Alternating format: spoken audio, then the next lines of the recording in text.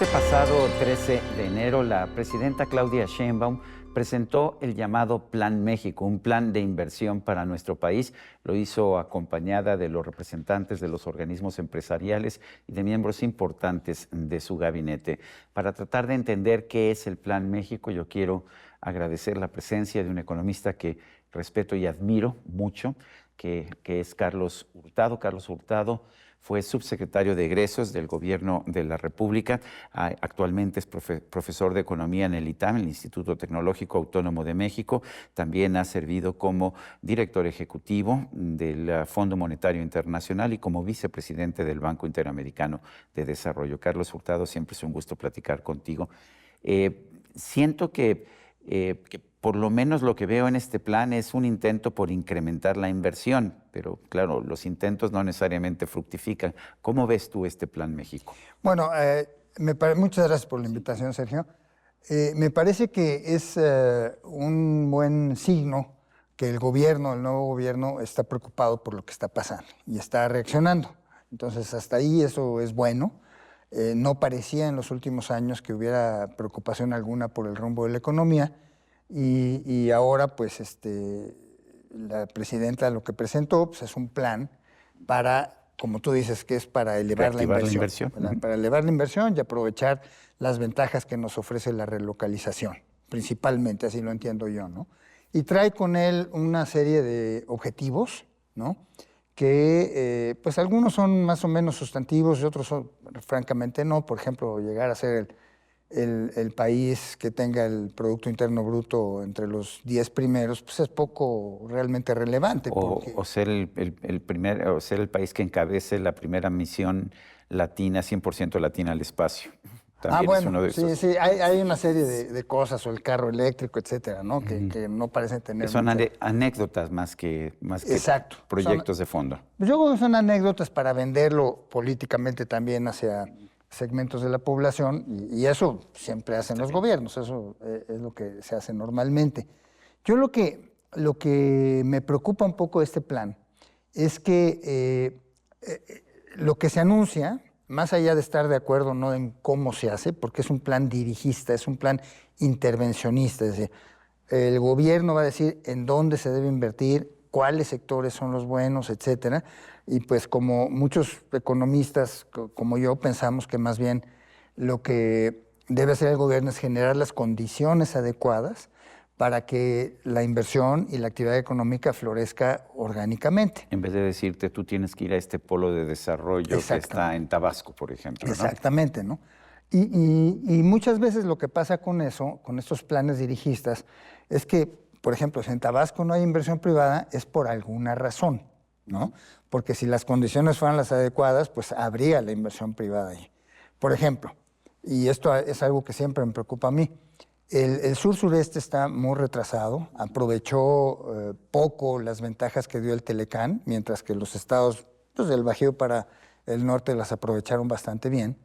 Y eso tiene digamos, una base, tiene una razón de ser. El Estado de Derecho es muy débil en el sur-sureste.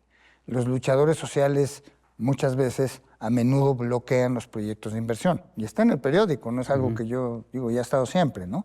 Entonces, pues obviamente hay reticencia de los inversionistas a hacer proyectos importantes en esa región del país, mientras que pues en Nuevo León, en Querétaro, etcétera, se sienten más cómodos, ¿no? Y eso es una cuestión estructural de la economía que hay que resolver. Como estos problemas estructurales, esta economía tiene bastantes ahora, y me parece que el plan no los enfoca bien, no los atiende con suficiencia a estos problemas estructurales. Todos sabemos que si queremos, porque ellos están estableciendo, el gobierno está estableciendo metas de una inversión del 25% del Producto Interno Bruto para el 2026 y de 28% para el 2030, que son pues, niveles de inversión muy altos, pero sabemos que la falta de electricidad, la falta de energía ha sido un cuello de botella en en la inversión productiva en nuestro país. ¿Tú ves que este Plan México esté resolviendo el problema de la energía? ¿Está proponiendo un incremento en la inversión? Bueno, está proponiendo inversión en electricidad en particular, pero ¿resuelve el problema de falta de electricidad? Según la ley eléctrica que vino a menos, ¿no? Del gobierno antepasado, había un plan a largo plazo para inversión, por ejemplo, en transmisión y en distribución de electricidad, ¿no? Que era lo que le tocaba, de acuerdo a esa ley, al gobierno. Se publicaba y el plan de inversión era algo así como con una perspectiva a 20 años. Eso se dejó de publicar en 2018. Pero cuando uno ve lo que invirtió la CFE en transmisión y distribución, a lo largo del sexenio se queda muy corto con respecto a ese último plan que había para 2018. Entonces yo tengo el temor de que hay poca inversión y volviendo un poco a lo general de lo que es este Plan México, pues son buenas ideas. Para mi gusto son demasiado dirigistas, pero bueno, son buenas ideas para reactivar la economía. Pero lo que hemos visto va al revés. Es decir, por ejemplo, ahorita que se señala esto, ¿no? Hay que invertir en energía. Bueno, ya lo sé, pero el presupuesto no trae eso. De hecho, estaba yo viendo las cifras, 23,000 millones de dólares en todo el sexenio para invertir en electricidad.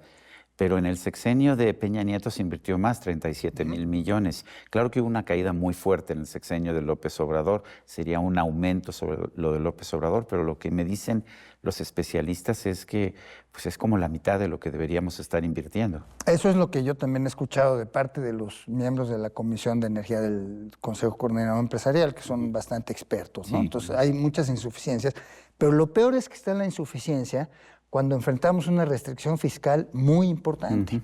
Si el gobierno no tiene dinero. No tiene dinero. Pero además nos dijeron que la Comisión Federal de Electricidad tiene que tener el 54% del mercado de generación. Así es. Y entonces, ¿cómo se va a invertir más? Y además, fíjate, hay un problema con ese 54%. Bueno, el problema es que quién sabe por qué es 54%, no hay ninguna razón. Pero imaginémonos que en el mejor de los casos, el mundo se vuelve súper entusiasta con México y los extranjeros y nacionales privados quieren invertir mucho en electricidad para asegurarla en las regiones donde no hay, pues rápidamente se van a encontrar con el 46% de restricción que tienen, que no tiene por qué estar ahí. A ese tipo de cosas me refiero con que el plan, bueno, se ve, otra vez, es muy intervencionista, pero se ve que es algo que puede funcionar. Pero hasta ahorita los hechos van al revés. Hay otro elemento del plan que me llamó la atención y es el regreso de manera abierta al esquema de sustitución de importaciones. Lo que nos dicen es, no, vamos a favorecer los productos locales, están poniendo cuotas para cuánto debe ser el producto local en mercados como los textiles o el calzado. Y es el esquema de sustitución de importaciones, no, nosotros lo producimos en México. Se está planteando también, ya la parte política, en realidad no es significativo reconstituir la frase, la marca hecho en México, pero ¿cuáles fueron los problemas históricos del esquema de sustitución de importaciones? ¿Por qué se abandonó? Bueno, el esquema, digamos, dejó de tener resultados positivos desde los 70s, ¿no? Todo el mundo entró en una política de sustitución de importaciones vía restricciones al comercio internacional. Y eso es lo que hizo crecer en algún momento mucho las industrias, pero llegó un momento en donde las industrias, por estar protegidas, se hicieron muy ineficientes. Entonces, prácticamente se abandonó en todo el mundo eso, floreció el GATT y después la OMC y hubo una globalización. Ahora hay un regreso un poco así en el mundo hacia eso. Pero, por ejemplo, el caso de los textiles. Se dice, bueno, es que entran los textiles demasiado baratos y están haciendo daño. Se puede poner, de acuerdo a la OMC y de acuerdo a las reglas del comercio, se pueden poner aranceles que contravengan eso, ¿no? Que protejan a la industria frente a abusos de los extranjeros. Aunque el consumidor sale beneficiado, ¿no? Si entran baratos, pues, productos baratos de mejor calidad, claro, me imagino que el consumidor sale beneficiado. Entonces, precisamente por eso, en comercio internacional, la buena práctica internacional es que si se está haciendo daño a la industria nacional, se pueden elevar los aranceles. Pero el problema es que hay que probar que se está haciendo daño. Y acá pues no se ha probado nada, ¿no? Es simplemente una ocurrencia y como había espacio en nuestro acuerdo como la OMC para poner esos aranceles, se pusieron. Hay otra, si me permites, mira, hay otra manera de hacer una sustitución de importaciones. Hay muchos productos importados, insumos, que se podrán producir en México. Y hay algo de desinformación al respecto. En sus buenas épocas, el Banco de Comercio Exterior hacía este tipo de ferias, en donde se reunían los importadores, ¿no? De algunos insumos sobre todo, y los productores, ¿no?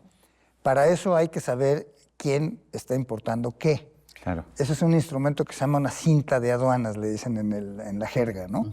Que bueno, ahí dice Sarmiento y compañía está importando tornillos de X especificación, entonces se le llama al empresario Sarmiento, se le llama a los que producen esos tornillos y se tratan de poner de acuerdo.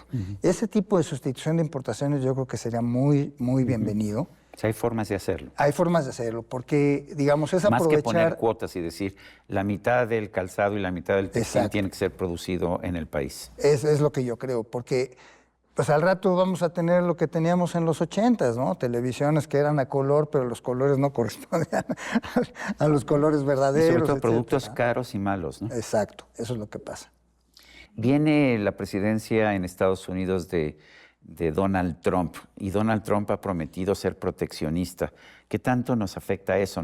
Veo que nuestros políticos dicen, pues no importa porque nosotros tenemos el himno nacional, tenemos, en fin, un país muy humanista y muy nacionalista, pero ¿qué tanto nos afectaría una imposición de un arancel del 25% a todos los productos mexicanos en los Estados Unidos? Y lo primero que hay que decir es que eso sería en violación al TEMEC. Sería en violación al TEMEC. Ahora, a ver, son dos cosas. Un incremento a los aranceles así grande, digamos que violar el TEMEC, aunque violándolo, lo que se ha dicho mucho es que eso le hace mucho daño también a los consumidores de Estados Unidos. Sin duda. Y a algunos productores muy localizados, lo cual es cierto. Dicen que se pegan un tiro en el pie, pero para nosotros el tiro sería en el corazón directo. Tienes toda la razón. En la teoría y en la práctica del comercio internacional, digamos, es generalmente aceptado por todo el mundo que cuando un país grande y un país pequeño comercian, los beneficios proporcionalmente son mucho mayores para el país pequeño. Entonces, una guerra comercial sería muy mala para México. ¿Qué ves como perspectivas para México? Vemos una perspectiva bastante optimista dentro del Plan México, aunque vemos que economistas, por ejemplo, como Banamex, pues no han cambiado su perspectiva de crecimiento. Para el 2025, Banamex está planteando un crecimiento de apenas 0.2%. Sí. La idea de que México va a ser la duodécima economía del mundo parte del pronóstico de que la economía de México va a crecer 3%, pero no vamos a crecer 3%. Entonces, la gran pregunta es, ¿tú ves perspectivas positivas sobre la base de este Plan México o estamos simple y sencillamente teniendo un sueño guajiro? Yo creo que se está teniendo remiendos y un sueño. El diagnóstico de Banamex se me hizo muy bueno, porque ellos lo que dicen es, nosotros no vamos a cambiar nuestra perspectiva, porque este plan, si bien es bienvenido, no ataca los problemas estructurales que tiene el país. Y ahí tenemos mucho, Sergio. Por ahí podríamos haber empezado. El país se está desacelerando desde hace ya varios meses.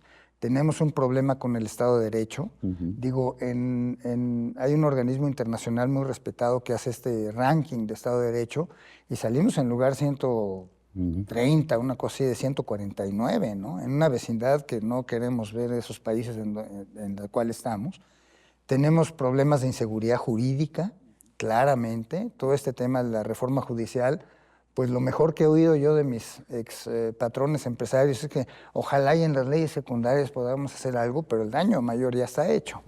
Entonces, estos temas estructurales no están siendo enfrentados con este Plan México. Y eso es a mí lo que me preocupa. Pues yo quiero agradecerte, Carlos Hurtado, esta conversación como siempre. Es un placer hablar contigo sobre estos temas. Y a usted, amigo televidente que hace posible este programa, se lo agradezco también. Esto es todo por hoy, pero no se le olvide. Nos vemos la próxima.